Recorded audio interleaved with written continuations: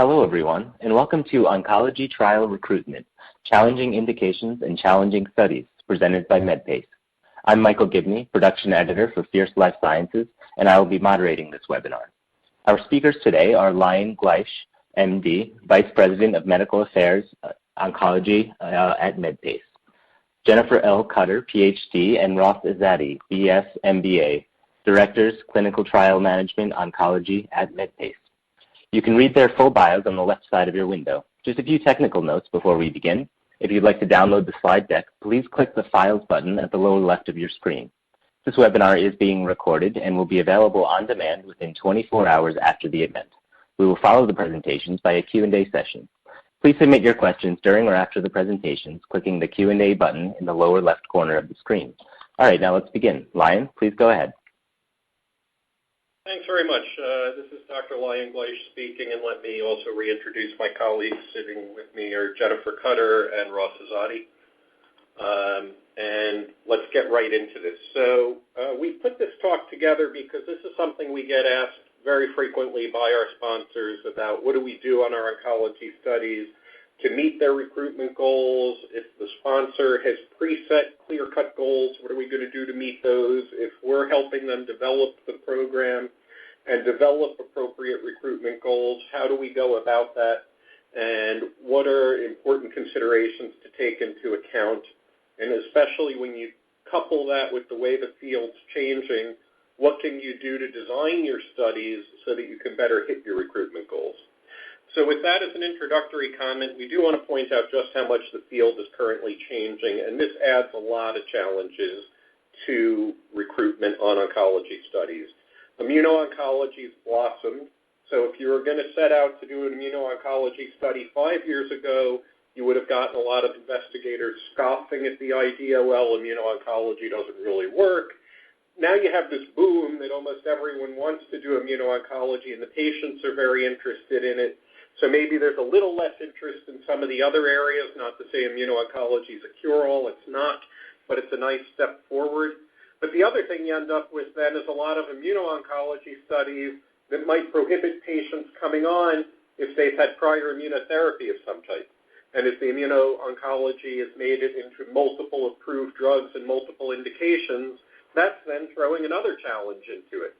And we, of course, still have studies in targeted agents and with antibodies, and there's lots of new development in antibody-drug conjugates.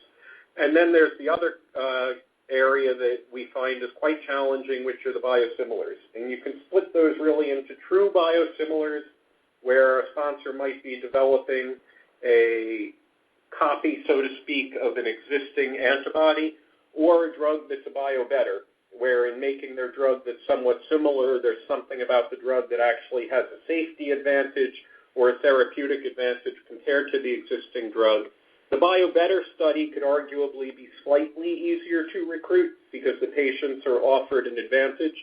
On the biosimilar study, the main benefit to the patient is usually an economic advantage.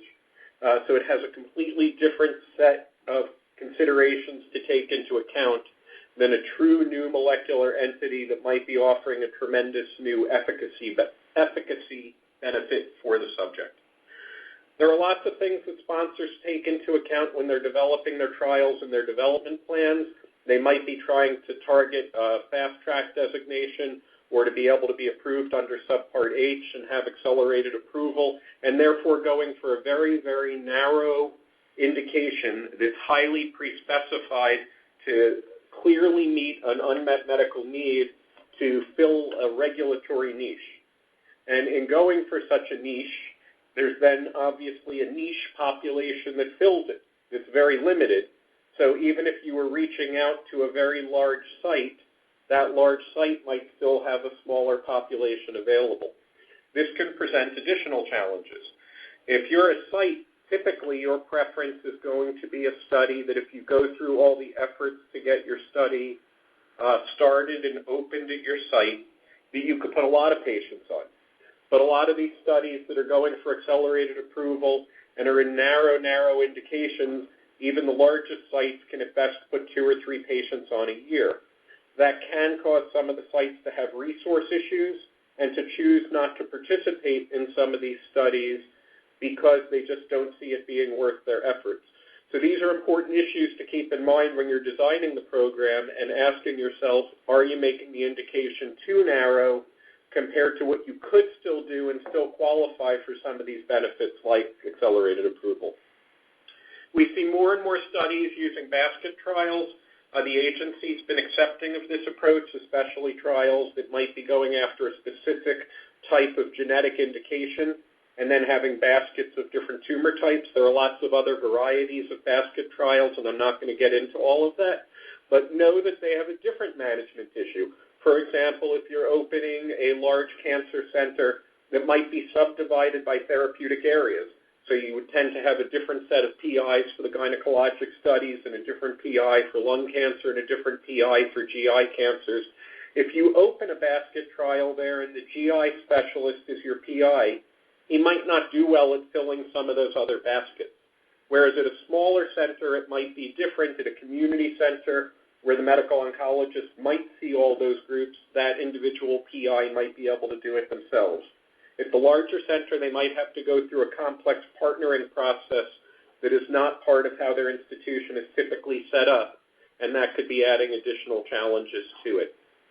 We continue to see a lot of genetically targeted studies. Now, this could be true for targeted agents. It can also be true if you're looking at the immuno-oncology drugs even, where some of them are looking at specific targets, be it an immunohistochemistry finding of PD-1 expression or some other type of finding that's predictive of response to that immunotherapy.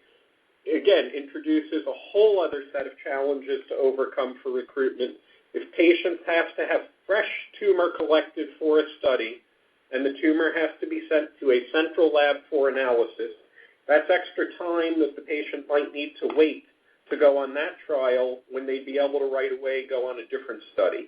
So while the specificity of the genetics might look very exciting and wow, if the patient has this genetic marker, they have a high chance of responding to the drug. But believe it or not, patients might not like the 1, 2, or 3 week waiting period to find out if they're eligible during a period where they're not getting treated. And then clearly there are issues on protocol, country, and site selection that we'll get into in more detail and take many of these different competing factors into account. So we think one of the key issues to performing any trial, particularly with respect to recruitment, is having the best possible protocol for the goals of the trial. And the earlier slide discussed your goals and the regulatory considerations, and this slide really talks about putting together the protocol from a recruitment point of view. So really, when you're thinking about the protocol, the regulatory considerations are always going to some degree have to trump your protocol design. You have to be looking at what your indication is. The earlier in your program's development, you can have in mind what your label will look like and what will be your indication, will help you even design the earlier stage protocols better and have a better sense of the exact target population you're always going to be going after, and let you consider ways that you can keep that population as broad as possible to help facilitate recruitment throughout the program. Additionally, there can be a lot of important considerations to take into account early, like if your trial is going to need a companion diagnostic, to get the work on the companion diagnostic program moving forward early so that you don't have to later repeat early steps. I cannot stress enough how important the phase 1 design to the trials are. Currently, many of the oncology products do get approved off of a phase 2 or a combined phase 2, phase 3 type study and not a traditional large, massive, randomized, double-blind phase 3 trial. So you're not necessarily going through multiple studies to get your drug approved, and the phase 1 study will be what you're going to hang your hat on in terms of your dosing regimen and the dose. And if there are errors in the population of the phase 1 study or in the handling or design of the study, that's then going to be a problem all the way through the rest of the program. There are a lot of options for how to optimize the phase 1 design. Adaptive designs can help limit low-dose exposure of subjects. Being sure that you have the correct MTD with the correct regimen is important. So you might define the MTD and be able to then jump into phase 2, which can often be very tempting. But it could turn out that at that MTD, you're seeing a number of grade 2 events that weren't quite DLTs, and maybe if you do extra cohorts to change the regimen slightly, you can make the drug better tolerated, which would therefore obviously help with further recruitment of further trials. And yes, that might add a few months onto the phase 1 development program, but it might cut multiple months off the later parts of your development program and lead to a better overall label. Most commonly, we see phase 1-2 studies in the early design, where we'll do specific expansion groups as well, which can be very, very helpful in planning how to go forward in the registrational studies. And you can also look at what the recruitment rates really are in those expansion groups, and that also gives you a very good idea for how to plan the recruitment rates and site expectations for when you're in the later, larger, more important studies. With respect to later phase trials, the phase 2-3 registrational trials, it's going to depend a lot on the specificity of the indication for whether you're dealing with a true randomized study and whether on top of that you have placebo, which is an additional hurdle, or you have a single-arm study. Obviously, even if you're in a specific indication, a single-arm study has a lot of advantages. The oncology patient loves to be getting the new drug that they perceive as being better, even if it's not proven to be better. And it does take a lot of work at the site level to talk the patient into going on the placebo-controlled trials, but obviously they're possible to do. Planning ahead can lead to a trial in a very specific population that can have recruitment challenges, but if you plan ways to try to broaden that population, to show that there's efficacy in that population, you can then make that trial able to meet its recruitment goals. If a randomized design is required, one of the errors we sometimes see sponsors make is to try to jump into that randomized, very large study, maybe a few hundred patients, too early, with trying to skip over a significantly sized phase 2 program to be sufficiently sure of their response rate, and that the response rate that they might have achieved in a phase 1 expansion group with a small number of select sites can be achieved at a broader number of sites, or even better yet, in a broader number of geographic locations, and start including other countries to be sure that when you're in your phase 3 trial, you really meet the efficacy parameters you saw in the early phase studies. So we would advocate in general that the trial design should aim to broaden the study population as much as possible to still meet the regulatory requirements that you're aiming for. And always try to get the regulatory requirements that are going to be much harder to do in late phase, like a formalized PK analysis or ECG trials done as early as possible so that you're not having to deal with those in the later phases of the study. I'm going to turn things over at this time to Ross. Thank you, Lion. I'm just going to go through a few slides regarding country and site selection. Some of it Lion covered, so I'm going to discuss it in more details. As Lion mentioned, it starts from this study design, inclusion, exclusion criteria within the protocol. Assuming it's a common oncology trial and it's available in every country, every region equally, the first thing we really want to do is basically make sure we are aligned with the sponsors, regulatory goals and regulatory pathway they see for the compound for getting it approved. Is their goal for already approved compound and is a label change? Is it that if they're going to go specifically for a specific indication that wasn't approved previously and they want to, it's a niche area they want to get into, and even a specific country that they want to get approval. So that's very important from the operational side that we know and we can align ourselves for country selection and region selection overall. There are competitive advantages within the environment right now in different countries that we can go into. Obviously, U.S. is very competitive. A lot of trials are done in the U.S. and North America. So there are other regions we need to consider depending on the size and the phase of the study and the patient population.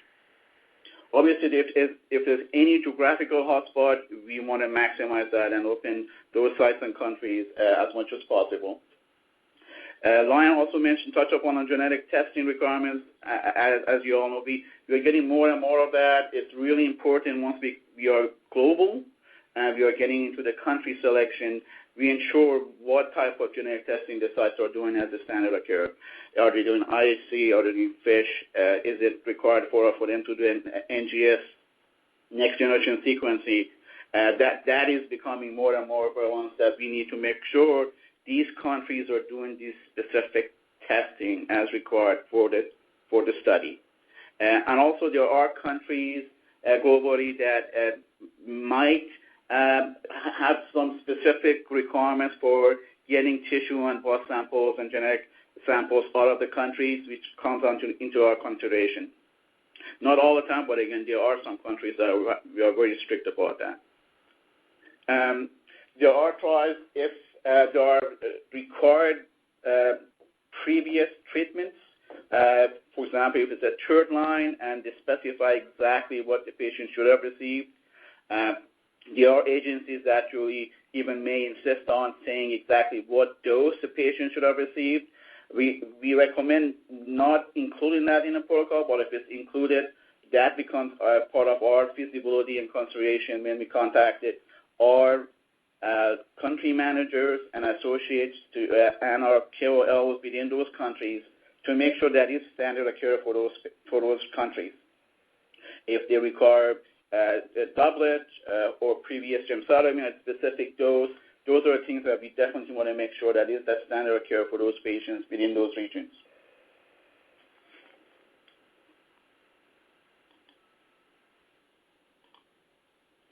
Okay. Within U.S., we have a mix of large academic centers and community centers in most of our studies. Again, depending on the phase and the patient population, we might have a different proportions of large academic centers. For example, again, if it's a third or fourth line trial and the patient population is becoming lower and lower, basically, so we would have a more bigger academic centers who would participate in the study because of that requirement. Within Western Europe, you find that we have very good sites, which academic centers that have similar enrollment to U.S. So we would include them within our sites and within our studies. They have very excellent enrollment and quality of care and hospitals there. Eastern Europe, they have a high potential for enrollment, so we would take that into our consideration. If we are selecting European countries and sites, obviously we would select sites and countries we have worked with before. We have good experience with. They've been good performing centers, and we also put some measures in place to have more monitoring of the sites as in the background and on-site monitoring of their data. Asia Pacific are the developed countries within Asia Pacific, like South Korea. They are very similar to Western Europe and U.S. Their standard of care and their enrollment. In developing countries, it's attractive for enrollment and maybe less competitive in there. So we just have to make sure that they have the facility and capable of seeing these patients and their standard of care matches what the design of the study is. China obviously has a large potential because of their population, but one has to consider their startup timeline for including them in the study. And Latin America, very similar. There are countries that have larger startup timelines, so we would take that into consideration before including them in the study. And this is Lion. What I want to add to what Ross said is when we do a feasibility, the medical group here at Medpace and the operational group really work closely together, and we think that's important at the sponsor level as well.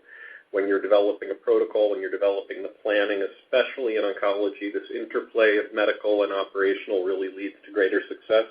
It would be very difficult for the operational group to be aware of what the standard of care is in the developing world in Asia.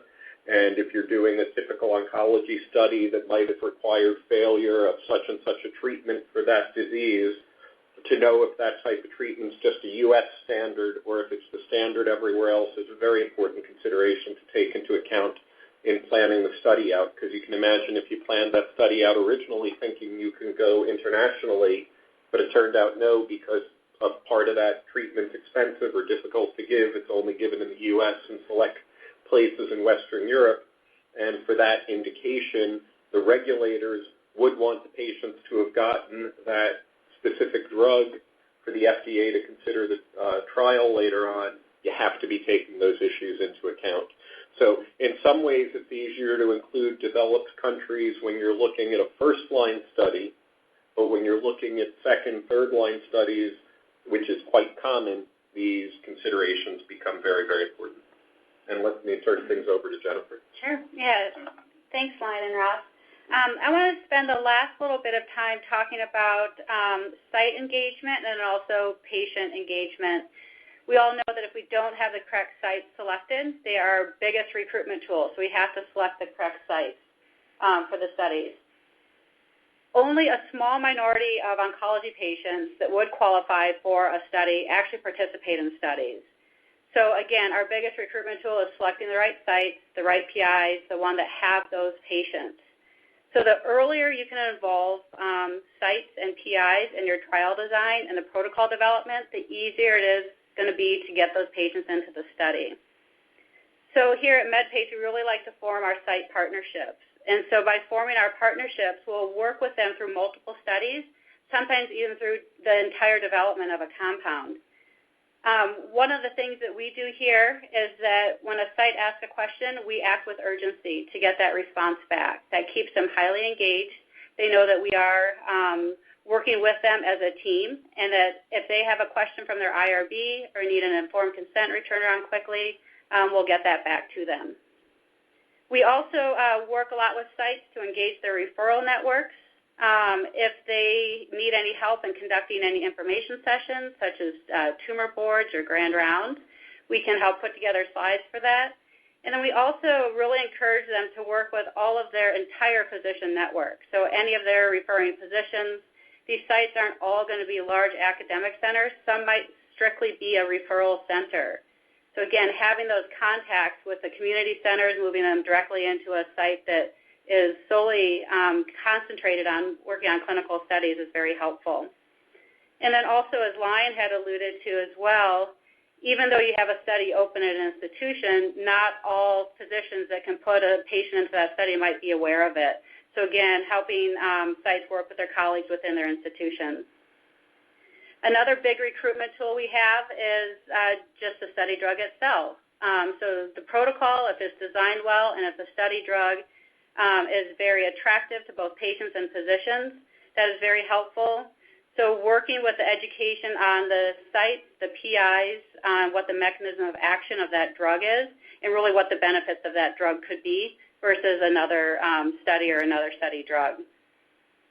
And then really lastly for the site, I just wanted to highlight that feedback does go always between if there's something that the site can be doing better, if there's something that the sponsor can be doing better, or something that the CRO can be doing better, really a lot of open communication. So for your earlier phase studies, this usually happens with a safety review committee call, which could be a weekly call. If it's a later phase study, those calls might not need to be as frequent. You might be able to have them monthly or quarterly. But again, let those calls be an opportunity, an open forum to provide feedback on what's going well and what's not going well. And just one last thing about the safety review committee meetings. If you are doing a dose escalation, to involve the PIs in those decisions and reviewing the data really helps to keep them engaged.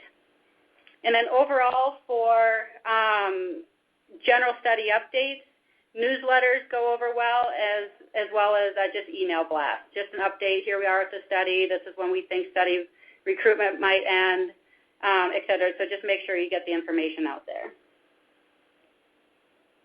And the most important part of any study are really our patients, and how do we find their patients to get into our studies.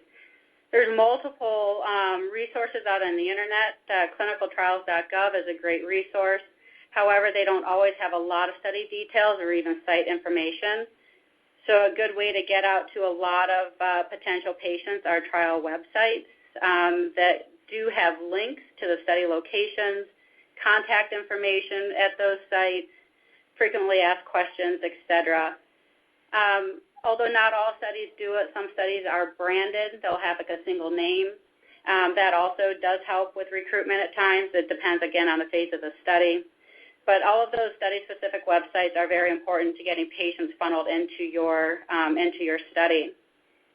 A big help is the advocacy groups, and although this really needs to be engaged prior to when the patients come in, but advocacy groups can be an initial point of contact that patients are going to when they're initially diagnosed.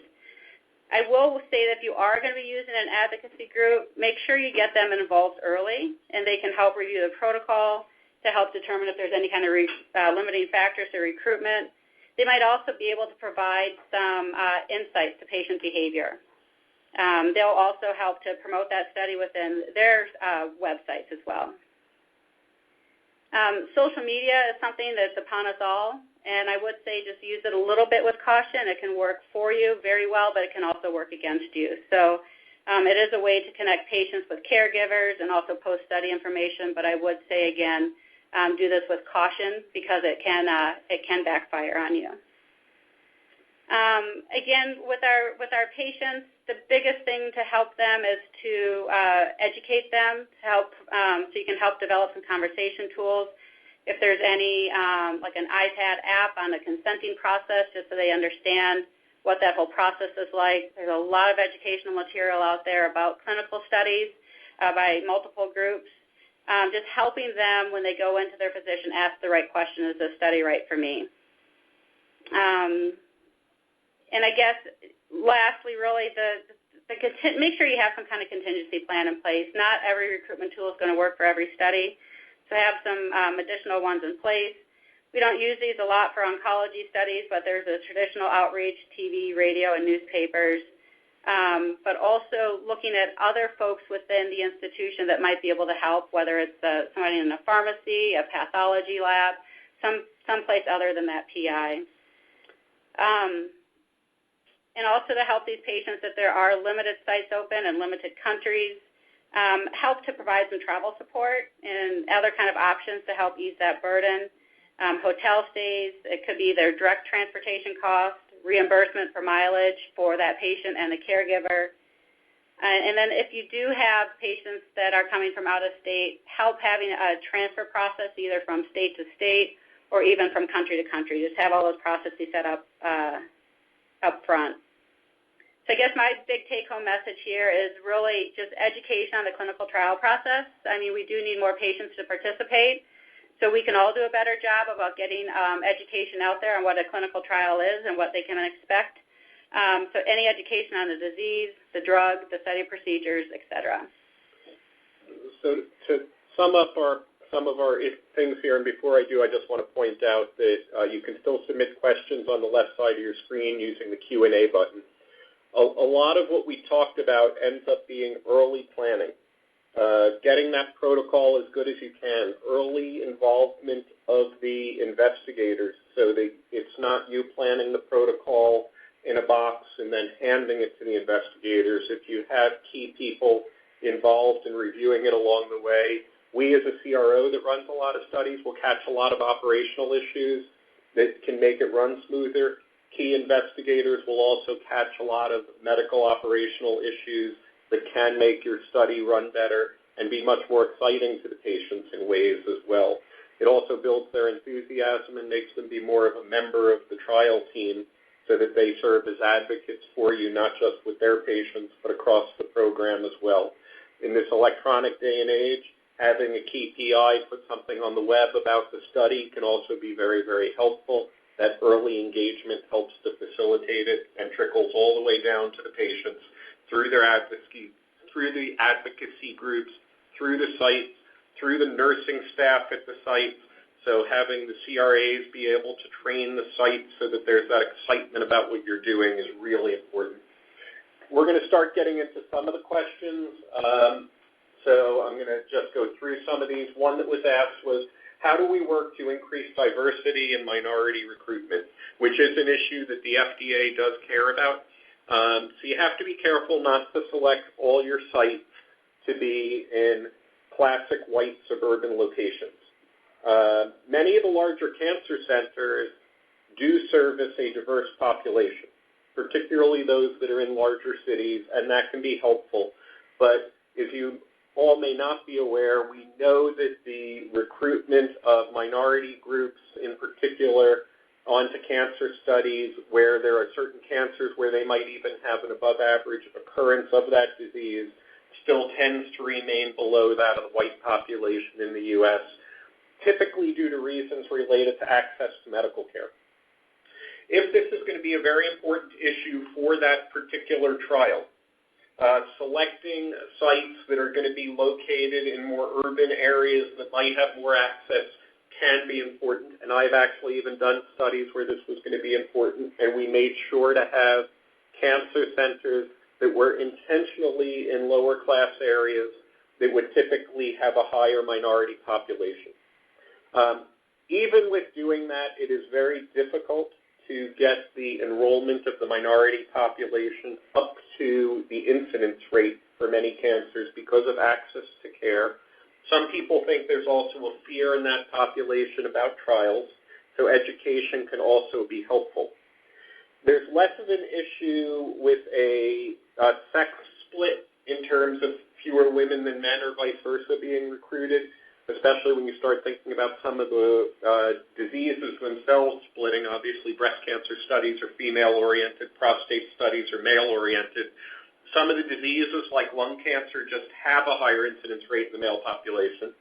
So some of those discrepancies are not due necessarily to a lack of reaching out to female patients, but more due to a difference in incidence. But planning ahead on that outreach to the diverse population, especially if it's a disease where that's going to be an important regulatory issue, needs to be done early. Another question was, are QTC prolongation studies as standalone studies required only if the drug has a known cardiology effect, or is it required regardless? So for the small molecule inhibitors, QT program of some type is required. For the antibodies and immuno-oncology studies, it depends on the individual drug product. There is not a specific requirement for that to be a standalone study. You can try to incorporate it into your phase 1 dose escalation study or into your expansion group trials, and we would typically advocate that so that you're not dealing with the QT issue on your late phase 2 studies and your randomized phase 3 studies. Another question was, from a regulatory submission startup perspective, where would you put Asia Pacific, Europe, Latin America, and India in terms of first patient in? So less and less studies are being done in India, particularly for oncology, because of changes in India's rules in terms of patent protections for sponsors, as well as issues that India requires in the informed consent for sponsors to take responsibility for adverse events, whether related to study drug or not. So there are some sponsors still going to India, but it's few and far between, so I'm not going to comment on that. I will comment as well that that adverse event issue, we have had come up with similar language in Brazil, and it's caused some sponsors to choose to stay away from Latin America. With that said, in terms of the startup, in general, the U.S. has the faster startup process because once you filed your IND, in terms of starting up your individual sites, it's the site startup process, whereas for most of the rest of the world, you have to do your clinical trial application for each individual study. Europe does not always lag significantly behind the U.S., and there are some countries that can be a little bit faster at times. Belgium is an easy example of that, but obviously Belgium has a limited population due to size. So that's the general rules on that. The timelines for the developed Asian countries such as Korea, Taiwan, Hong Kong are in line typically with the Western European countries as well. A separate question related to the Latin American startup hurdles. Clearly, conditions tend to change from country to country and time to time. Which countries are the most attractive in Latin America? We have always found Chile to be a relatively attractive country for oncology studies. Their treatment regimens tend to match Western Europe very, very well. Their startup timelines are in line with Western Europe. On the other hand, in Brazil, they have a notoriously difficult startup process, and we find that we get a lot of complex questions on the randomized larger studies in Brazil where you would really consider going there. And Argentina also can be difficult, but not as difficult necessarily as Brazil. Peru is also a consideration. But we tend to find Europe more favorable in general than Latin America. Do you feel patient outreach can be effective in a phase 1 dose escalation study or only in later phases? This is Jennifer, and I actually think that it can be helpful in phase 1 studies. Phase 1 studies are designed so you have basically exhausted all of your standard of care.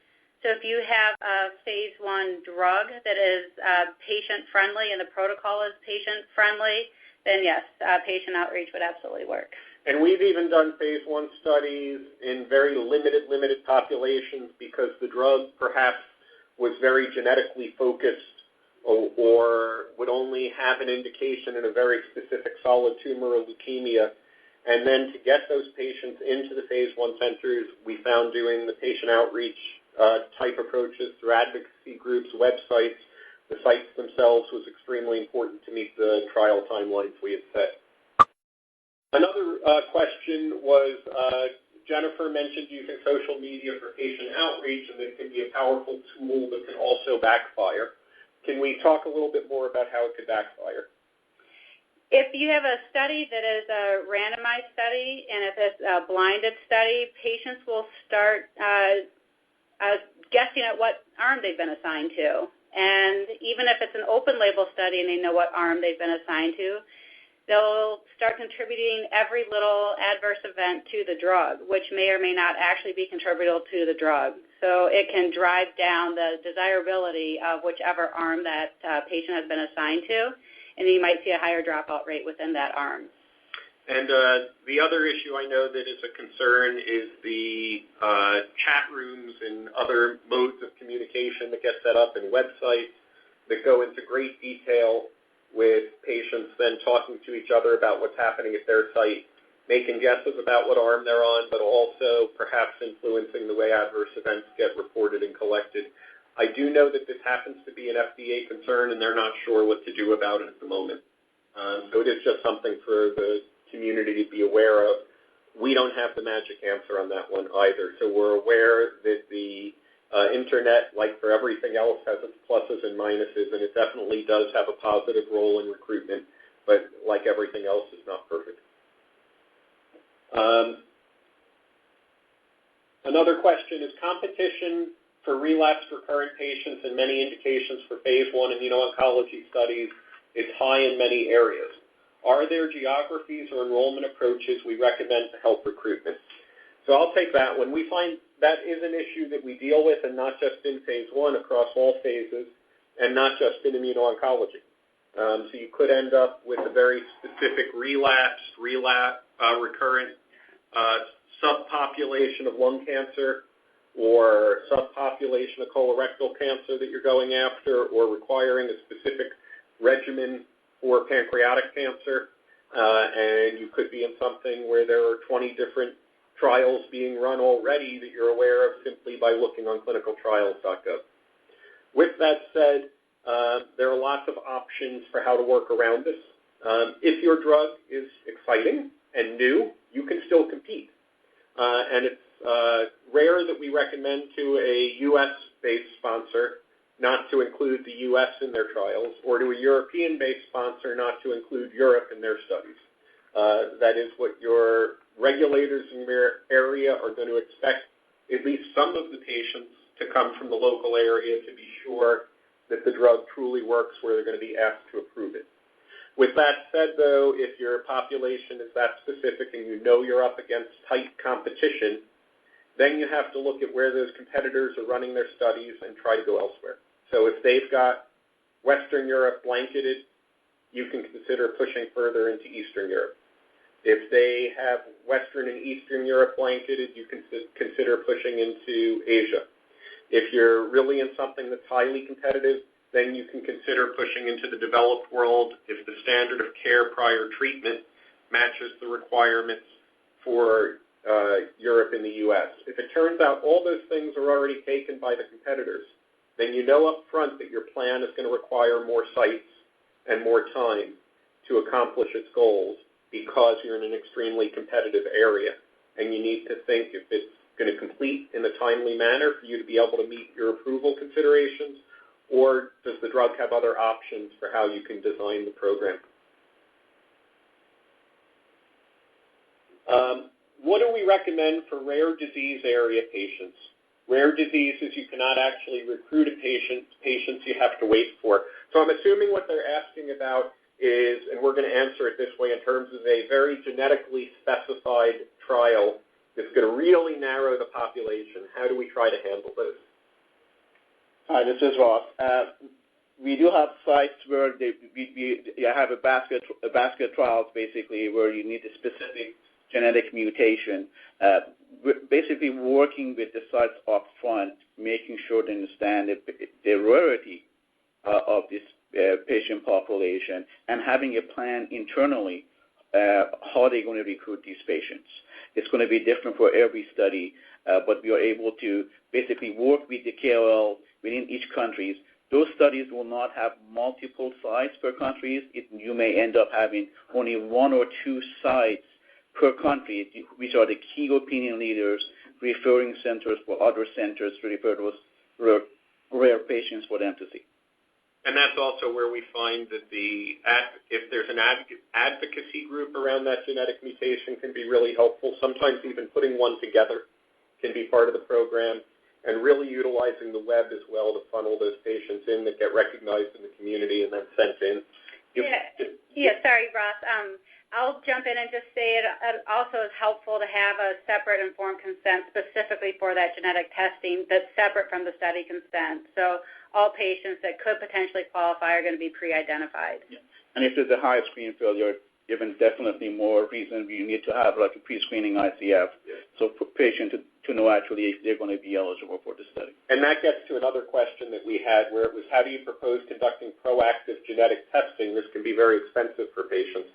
So if the trial requires next-generation sequencing, you're correct, it is expensive for patients. And if it's going to require something where the genetic finding might be present in 1 out of 50 patients, and just to use a round number, the next-generation sequencing is somewhere between $2,000 and $8,000, that's often too expensive for the sponsor to cover as well. So you need to be working with sites where a large number of patients are already getting that testing, or work through the internet to get patients that were tested referred in. It is a huge challenge. It's one we deal with on trials. It is a doable solution, but I can't tell you that it's an easy solution. And the expense of the testing is a real issue. If the issue you're dealing with instead is an immunohistochemistry test or a specific FISH that can be performed where the individual testing is less expensive, then having the patients be able to either sign the full study consent and get that testing done, or sign a consent for pre-testing is the way to go so that you can be screening as many patients as possible and finding those patients with the marker and have them lined up that way. Another question was, when sites are working on a competing study, what do we do to steer them to our study versus the other study? Well, we can't really completely steer them, but I think one of the best ways that we can do is really be attentive to them and their questions that they ask, and make sure that our study is always at the forefront of their brain. And again, that's just with the engagement through daily communications, either weekly emails, weekly telephone calls, and also having really well-trained CRAs that are able to help answer their questions as soon as they come up. So if they have a potential patient identified, they can easily and quickly determine if they're a better candidate for this study or for that study. And the other issue tied in with that as well is when we do the initial early presentations with the site, to really make sure that we're not just speaking to the PI. The recruitment team at the site, PI is extraordinarily important. That MD interaction is going to be very important, but the nursing interaction, the coordinator interaction, we want to make sure the team's educated about why that study is exciting.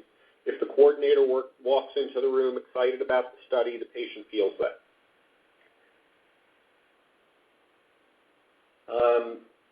One of the other questions was referral networks are key in some difficult studies for recruitment, but sometimes the oncologists are reluctant to give their patients for a clinical trial to another oncologist. This is a real issue. This is not a subtle issue at all. It gets, especially for the U.S., where it gets to economic reimbursement, and if the doctor at the community practice, for example, doesn't have the trial open, but the big oncology center 10 miles away does, and he sends the patient over for the trial, instead of doing something he can do in his office, he's now losing money from his pocket. And you can't pay him because sick cancer patients are considered an at-risk population in the U.S. So it really comes down to relationships and helping to foster the doctor that's getting referred to's relationship with his referral base. And you have to hope that that person that's getting the patient in offers the patient back if they went on study and failed at some point. Would you like to continue treating the patient, or should we see them for the rest of their time? Holding on to them afterwards, if they wanted them back, does not build the relationship and foster further referrals. We do help make referral letters if sites need that, but I think the best thing is when the physician at the referral center is doing the outreach themselves, along with their study nurse and coordinator, and remembers to keep communicating back to the referring doctor how the patient's doing. Because if that patient went on study and got a response, any doctor feels good about that. And that helps keep that relationship between the central doctor and the referring doctor. And I would add, oncology would allow satellite centers to also open and see those patients, which allow the increases the catchment area and participation in multiple studies from the satellite centers. I agree. Another question was, what do we think of core biopsy versus fine needle aspiration? And the question was asked for lung cancer, but I think we can answer it in general. When we need to submit tumor tissue, is biopsy often a limiting factor? So anytime a trial has required biopsies, that in and of itself is a limiting factor. And I'll take it even further. Anytime a trial has any extra step, that's a limiting factor. Be it collecting PK, collecting PBMCs, collecting multiple pharmacodynamic testing, requiring the patient to come in for more visits than might otherwise be needed to just simply administer the study drug. So when you're designing protocols, particularly not your phase 1 study, because your phase 1 study is your time to get these extra things done. But when you're in your later phase of development, each time you're putting something in the protocol, you have to ask yourself, okay, if this might have even a minor negative impact on recruitment, is it important enough? And sometimes it is important enough. If we need the tissue to know if the patient's eligible and will benefit, then you need to put it in. But if it's more that it's a nice to know, you have to ask yourself, is it important enough? An FNA is always going to be, or a brushing, is always going to be less invasive than a true biopsy. So therefore, whenever an FNA or a brushing provides sufficient context for you to make key decisions to advance your program, and you don't require a core biopsy, you go with the FNA or the brushing. And you can extend that analogy to so many different things that get written into a protocol. An example that comes up all the time with PK, and this I would take to phase 1 studies. If your early data doesn't suggest that your drug is going to be around beyond 8 hours, then don't do PK beyond 8 hours. Because once you're doing a 12-hour or 24-hour PK, 12 hours, patients got to start the study drug. Something had to have happened first. They have to have staff there at nighttime to draw that PK. That's obviously going to be a recruitment hurdle. You need a 24-hour PK, you're making the patient come in the next day maybe unnecessarily. That's a recruitment hurdle. Things that aren't big recruitment hurdles are quality of life questionnaires. If they're done timed along with when patients are coming in already for visits. To be very honest, when I was an investigator, I used to use the quality of life questionnaires if a patient had to sit in the patient room before I got in there. It was a great way to keep them busy and occupied. So people worry, oh, is it too many questionnaires? No, these patients are going to have to go get an x-ray done or get an ECG done.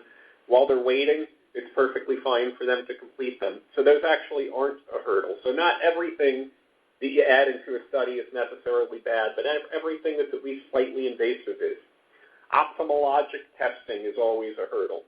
Dermatologic evaluations are always a hurdle. They're hard to schedule. They're hard on the site staffs to get scheduled. They're hard for the patients to travel for. Those are things to just really think about. Jennifer, take this one. Any particular thoughts about recruiting for pediatric trials? Recruitment for pediatric studies, again, that's going to be education of your PI, and then also those PIs being able to have the conversation then with the families. I find that pediatric oncology studies are one of the sadder studies to have to recruit for, but it's also extremely rewarding. Depending on what stage you're studying, you're going to have patients waiting to come into the study, again, depending on what that inclusion-exclusion is. But these are parents out here that are desperate. They're looking for something for their child, and so they are out there seeking every study and every possibility out there. So again, if you do have a pediatric study and you are in a dose escalation prior to an expansion, really having clear set wait list and kind of a first come, first serve. Make sure you set up that process on how you're going to move through that wait list to get those patients then assigned into a slot on that study. And the things I would add for the other flip side of it, because Jen talked about the early phase, more often we'll be dealing with the late phase where you're trying to meet the pediatric requirements for the regulators. And the good thing actually about pediatric studies is the larger, high-quality pediatric cancer centers are fully set up for this and have excellent networks for getting the pediatric patients recruited into them and for really having nice, smooth systems to treat the patients and their families incredibly appropriately. Despite that, if you've done the adult program and now it's to try to get the approval in the pediatric indication as well to meet the regulatory requirements, you're typically dealing with a cancer that affects a very tiny number of people under age of 18. So it's a very limited population. You might need to open key geographic sites and, again, use the web and facilitate patient travel.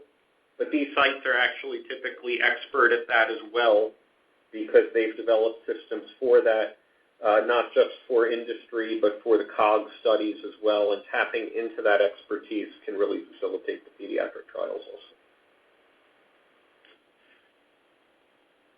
With that, we do really thank you for the questions and your participation and hope this was helpful for you. Thank you all, and thank you for attending this Fierce Live webinar and submitting so many great questions. I'd like to thank our speakers for participating and Medpace for presenting today's webinar. This webinar has been recorded. You will be able to access the recording within 24 hours on the same page you used to register for this event. Thank you again for joining, and we look forward to seeing you at future events.